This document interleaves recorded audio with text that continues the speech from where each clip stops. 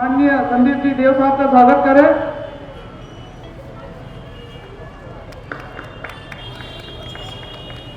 अब मैं अगले वक्ता के रूप में एकम सनातन भारत दल के राष्ट्रीय संगठन महासचिव माननीय संदीप देव जी भाई साहब से निवेदन करूंगा कि वे आए और सदन तक अपनी बात रखें।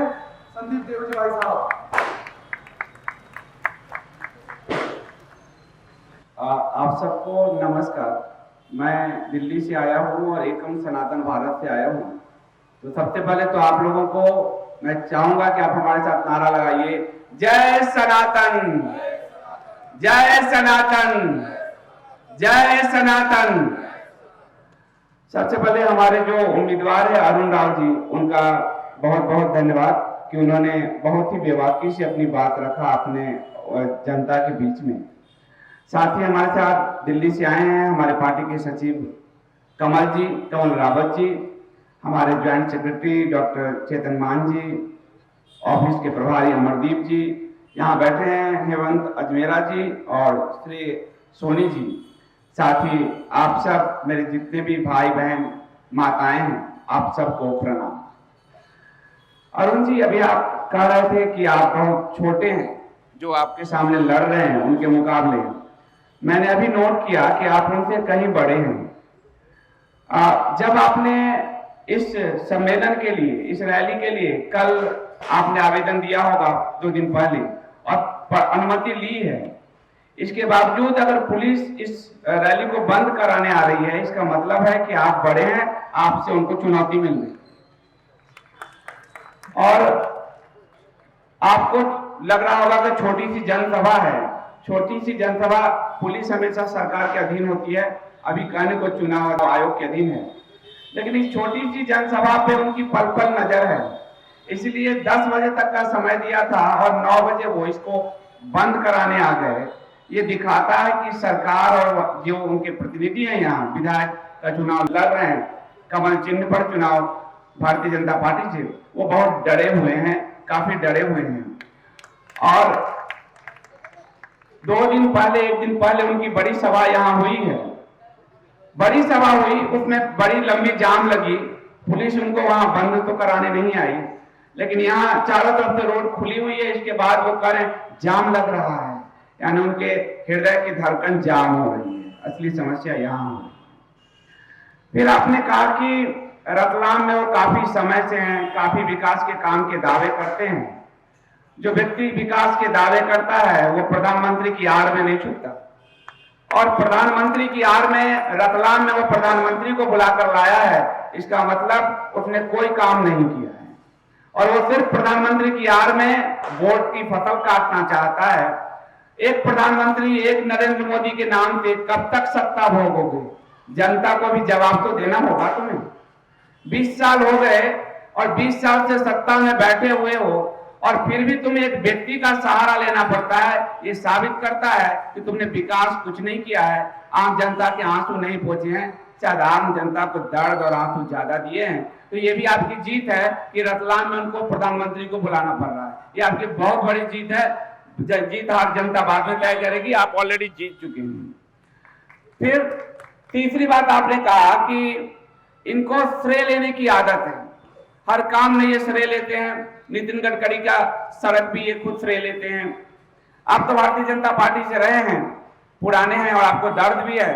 पर ये जो भारतीय जनता पार्टी है ना, वो लोगों के श्रेय लूटकर ही ये पार्टी बनी है। आप देखिए कि राम सेतु, आप देखेंगे राम सेतु पर सुब्रमण्यम स्वामी के केस लगे थे, और भारतीय जनता पार्टी राम सेतु कहती थी, राम सेतु का श्रेय लेती थी। लेकिन इस समय संसद के अंदर पिछले सत्र में आप देखेंगे कि राम सेतु नहीं है, ऐसी घोषणा किया भारतीय जनता पार्टी से प्रधानमंत्री के पीएमओ के जो मंत्री हैं जितेंद्र सिंह, कि राम सेतु के कोई साक्ष्य नहीं है, पर राम सेतु का श्रेय लेकर वो सत्ता में आ गए। इसी तरह राम मंदिर है, इतने साल वो सत्ता में है, 10 साल से है, 303 सीट है। क्या सरदार पटेल की तरह अधिसूचना जारी करके राम मंदिर दिया क्या आपको? और आप लोगों को ये शायद मालूम नहीं है कि राम मंदिर को रोकने के लिए ये सरकार सुप्रीम कोर्ट में गई। आप लोग जो आपके इसमें जिन्होंने याचिका डाली उसमें सुब्रमण्यम स्वामी हैं, भारत सरकार चुनाव से पहले गई सुप्रीम कोर्ट में ये कहने के लिए कि राम जन्मभूमि के ये जो जमीन है वो सब प्राइवेट पार्टी को लौटा दिया जाए, यानी सुन्नी वक्फ बोर्ड को लौटा दिया जाए, जितने मुस्लिम पक्ष है उनको लौटा दिया जाए, हिंदू पक्ष को लौटा दिया जाए। सुप्रीम कोर्ट ने उनको लतार लगाई, लेकिन बेशर्मी इतनी है कि जब सुप्रीम कोर्ट ने ऑर्डर दे दिया तो कहा कि मैंने बनाई। तो श्रेय लेने की उनकी पुरानी बीमारी है, वो श्रेय लेकर बढ़े हैं। प्रधानमंत्री नरेंद्र मोदी, कभी आप लोगों ने अयोध्या के आंदोलन चले, आप लोगों ने देखे होंगे, सच सच बताइए, आप लोगों के अपने पिता से पूछिए या आप लोगों को याद होगा, क्या प्रधानमंत्री नरेंद्र मोदी कभी अयोध्या आंदोलन में अयोध्या गए थे? किसी को याद है? जो आदमी कभी अयोध्या आंदोलन में एक दिन अयोध्या नहीं गया, वो अयोध्या के राम मंदिर का श्रेय ले रहा है। तो आपका तो ये विधायक आपका काम अगर छीन रहा है तो कौन सा जुल्म कर रहा है? उनका राजा ही ऐसा है तो उसका प्रजा वैसी निकलेगी। प्रजा यानी उनके मंत्री, उनके संतरी, उनके विधायक तो ऐसे ही निकलेंगे, स्वाभाविक सी बात है। इसलिए आप घबराए नहीं, ये पार्टी हमेशा दूसरों का श्रेय छीनती रही है और दूसरों के श्रेय छीन को ही अपने आप छीन कर अपने आप को आगे बढ़ाती रही है और हमेशा अपने विकास के दावे करती रही है। जब वो विकास के दावे कर रही है तो आज 20 साल हो गए मध्य प्रदेश में। जरा मैं पूछना चाहता हूं कि तुमने इतने विकास किए हैं कि लोगों की आंखों से तो आंसू आने नहीं चाहिए, खुशियां होनी चाहिए, चारों तरफ विकास है, तो क्या वजह है कि तुम्हें लाडली बहन योजना अभी याद आ रही है? क्या वजह है कि तुमको माताओं बहनों के खाते में 1000 रुपए डालने की घोषणा करनी पड़ रही है? अगर तुमने विकास किया है तो माताएं बहनें तो तुम्हें भर भर के आशीष देंगी। क्या वजह है कि तुम्हें 1000 रुपए की रेवड़ी बांटनी पड़ रही है? ये रेवड़ी प्रधानमंत्री के शब्द नहीं है, रेवड़ी बांटनी पड़ रही है। छत्तीसगढ़ में 500 रुपए सिलेंडर की बात ये कर रहे हैं, सिलेंडर 1000 रुपए आज इस सरकार ने बढ़ा दिए हैं, केंद्र में बैठी सरकार ने रेवड़ी बांटने की ये बात कर रहे हैं। आप लोगों के सामने वो अभी मुख्यमंत्री युवा कौशल कमाई योजना लेकर आए हैं। क्या इससे पहले युवाओं पर तुम्हारा ध्यान नहीं गया? ये जो हिंदू युवा इतना भटक रहे हैं, बेरोजगार हैं, उस पर ध्यान नहीं गया तुम्हारा? और अभी इस समय 20 साल बाद तुम्हें युवा याद आ रहे हैं? युवा कौशल विकास योजना आप लोगों को पता नहीं है, 2016 में ये दूसरे समुदाय के लोगों के लिए हुनर हाट योजना लेकर आए थे। 2016 याद रखिएगा। और लाखों करोड़ों की इनकी योजना, हुनर हाट योजना, किसी अन्य समुदाय के बच्चों के लिए है। आपके बच्चों के लिए कौशल विकास योजना की योजना अब आई है। क्यों? क्योंकि आप वोट देते हैं, इसलिए वो आपके पेट पर लात मारते हैं, और जो वोट नहीं देते हैं उसके लिए वो 16 से काम कर रहे हैं। आज 8 साल हो गए, उनके बच्चों के लिए हुनर हाट योजना 2016 में आई है और आपके बच्चों के लिए युवा कौशल कमाई योजना की घोषणा अब कर रहे हैं। ये कहते हैं मामा है, असल में ये मामा है या पैजामा है, ये खुद ही जानते हैं। उसके बाद आपको मैं बताऊं कि ये कह रहे हैं कि जो बच्चियां टॉप की है उनको मैं 12वीं टॉप करने वाली बच्चियों को स्कूटी दूंगा। मतलब तुम्हें वोट खरीदने की नौबत आ गई। ये साफ साफ सुप्रीम कोर्ट में बहस चल रही है इस पर कि वोट खरीदे जा रहे हैं। सत्ता में बैठे लोग वोट खरीद रहे हैं मुफ्त रेवड़ी बांटकर। खुलेआम लोकतंत्र का अपहरण किया जा रहा है, लोकतंत्र के साथ भद्दा मजाक किया जा रहा है। 4 साल अपने घर भरते हो और आखिरी साल जनता को 1000 रुपए तुम्हारे अकाउंट में डाल दें, तुम्हारे लिए स्कूटर चला दें, तुम्हारे लिए रसोई गैस की व्यवस्था कर दें, और जब आप मांगते हो तो आपको वो कुछ नहीं देती। और कोई एक भारतीय जनता पार्टी की बात नहीं है। जब बीच में कमलनाथ की कांग्रेस की सरकार बनी थी, उन्होंने कहा कृषि ऋण माफ करूंगा, और आपने देखा कि कृषि ऋण के साथ क्या किया उन्होंने। किसान पे इसी मध्य प्रदेश में खाद में लाठियां चली खाद लेते हुए। तो ये दोनों ही पार्टियां लुटेरी है।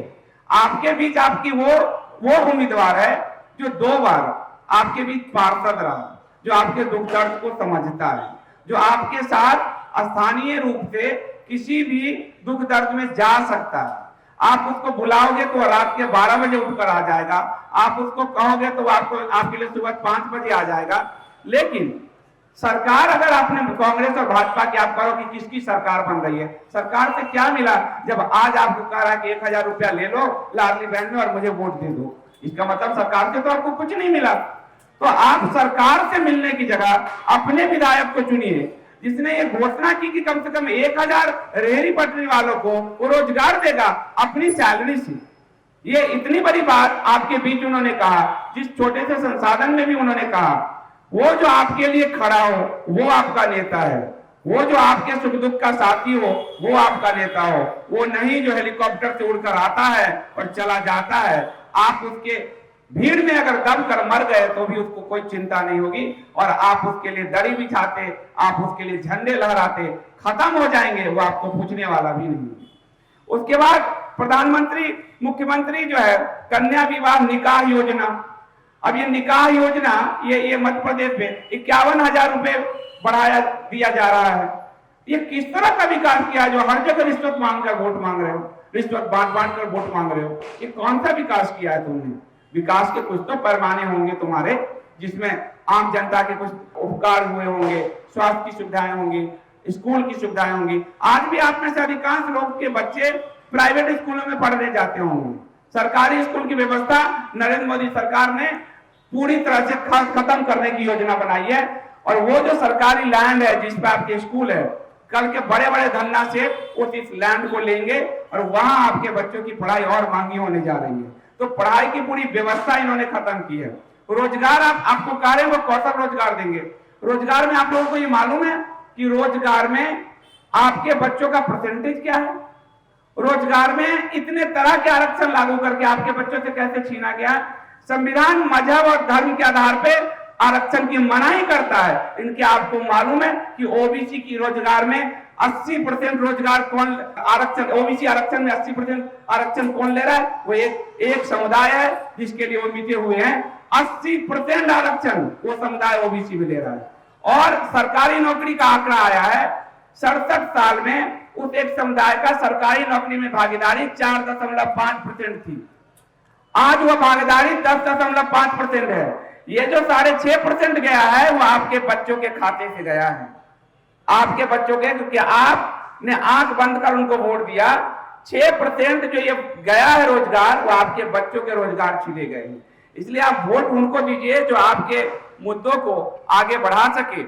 इसके बाद क्योंकि अभी भाजपा ने घोषणा की है कुछ दिन पहले कि मैं अगर मध्य प्रदेश में हमारी सरकार बनी तो हर घर से एक व्यक्ति को रोजगार दूंगा। इनके झांसे में मत आइए, सारी सरकारी कंपनियां ये बेच रहे हैं, शिक्षक ठेके में रखे जा रहे हैं, आपके बच्चों के रोजगार छीनकर किसी एक समुदाय विशेष के बच्चों को दिया गया है। 4.5% से 10.5% का आपको आंकड़े बता दिए।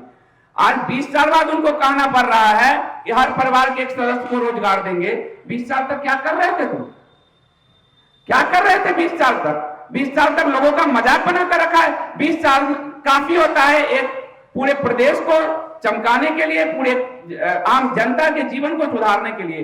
जो सरकार कह रही हो कि आपके खाते में 1,000 रुपए डालेंगे, जो सरकार ये कह रही हो कि आपके हर परिवार से एक को रोजगार देंगे, वो सरकार 20 साल में कितना काम की है ये आप अपने आप से पूछिए। और वो फिर से एक छलावा दे रहे हैं, वो आपको कुछ नहीं देने जा रहे हैं। इसलिए इस बात को ध्यान में रखिए।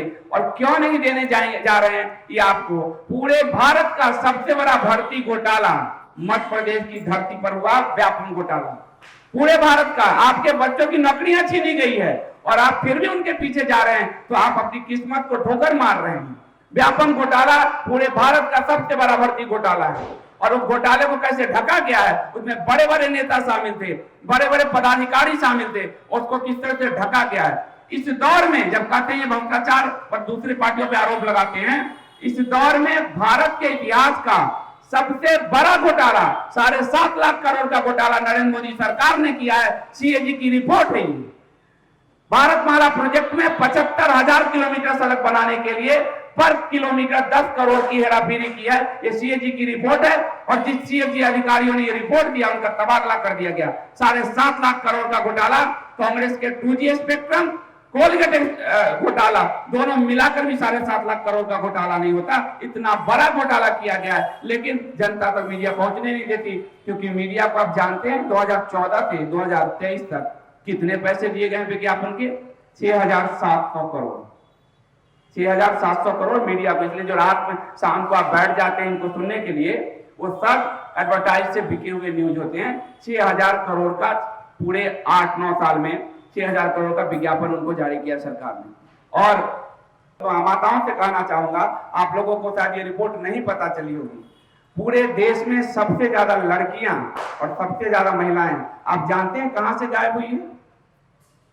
सबसे ज्यादा पूरे देश से 13 लाख लड़कियां और महिलाएं गायब हुई सिर्फ 2 साल में मोदी सरकार के दौरान। सबसे ज्यादा महिलाएं मध्य प्रदेश से गायब हुई है। हमारी बच्चियों को बेचा जा रहा है, ये एनसीआरबी का डाटा है, ये क्राइम रिपोर्ट का डाटा है। हमारी बच्चियां बेची जा रही है, महिलाएं बेची जा रही है, अंग के खरीद फरोख्त हो रहे हैं। लेकिन आज वो हमारी माताओं को कहते हैं 1000 रुपए तुम्हारे हम खाते में डालेंगे और आप हमको वोट दे दो।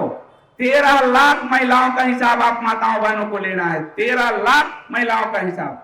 और ये 13 लाख का आंकड़ा आप बटन पे 7वें नंबर पर हीरा छाप पर मोहर लगाकर बटन दबाकर आप वो बदला ले सकती हैं, ताकि विधानसभा में आपका एक बंधु जाए और पूछे कि कहां गई इतनी हमारी महिलाएं। तब आपको पता चलेगा कि सरकार क्या कर रही है, किन माफियाओं के हाथ में खेल रही है। इसलिए मैं आप सबसे अनुरोध करता हूं, वो अरुण राव जो कभी पार्षद के रूप में जिन्होंने आपकी 2-2 बार सेवा की और अच्छा काम किया, तभी आपने 2-2 बार उनको अवसर दिया। एक बार भाजपा से अवसर दिया, एक बार निर्दलीय जीते, तो काम करने वाला ही निर्दलीय जीतता है। वो आज एकम सनातन भारत दल से खड़े हैं। एकम सनातन भारत दल यानी वह पार्टी जो सनातन संस्कृति की रक्षा के लिए आई है, महिलाओं, माता बहनों, गरीब गुरबों सबकी रक्षा के लिए आई है। उससे ये उम्मीदवार आपकी ओर आशाभरी नजरों से देख रहे हैं। मैं आप सबसे अनुरोध करता हूं कि आप अपने जीवन का सोचें, नरेंद्र मोदी के जीवन का मत सोचें। वो बहुत पैसे और बहुत हवाई जहाज में उड़ रहे हैं, मामा जी का आप ना सोचें, वो ऑलरेडी उड़ रहे हैं। आप अपने जीवन का सोचें और अपने बीच के एक व्यक्ति को चुने जो आपके साथ कंधे से कंधा मिलाकर आपके सुख दुख का भागी होगा। और इसलिए आप मतदान के दिन 7 नंबर पर हीरा छाप पर, और हीरा एक ही होता है, पीतल बहुत होते हैं, हीरा छाप पर बटन दबाकर एकम सनातन भारत दल के प्रत्याशी अरुण राव जी को विजय दिलाएंगी। और मैं जो आपके शहर में एक अतिथि आया हूँ, कहते हैं भारत में अतिथि देवो भव, अतिथि कुछ मांगता है तो आपको जो आतिथ्य करने वाला वो जरूर देता है। मैं आप सबसे अनुरोध करता हूं कि कम से कम इनको जिताकर मध्य प्रदेश के विधानसभा में भेजें, ताकि आपकी आवाज से मध्य प्रदेश की विधानसभा में जो है आपकी आवाज मध्य प्रदेश की विधानसभा में जाए और आपका वास्तविक विकास हो, ये छद्म विकास का नारा बहुत बहुत